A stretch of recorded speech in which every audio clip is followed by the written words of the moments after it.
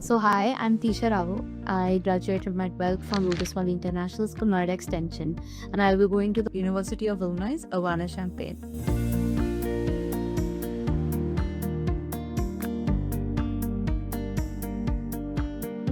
University of Illinois Urbana, Champaign was one of my top choices.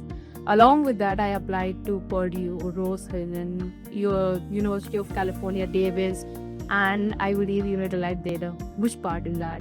They helped me free my answers, they helped me edit my essays, they helped me, present myself in a more strong and a confident manner. And I believe that is all that made all the difference. And as for the services that they helped me with, it included essay help, it included CV help, it was all inclusive. And I have many instances of my juniors coming up to me and asking me, how did you apply, what process did you go to?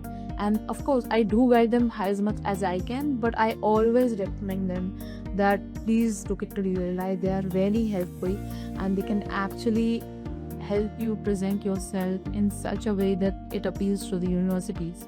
So I would say that I recommend UIUC.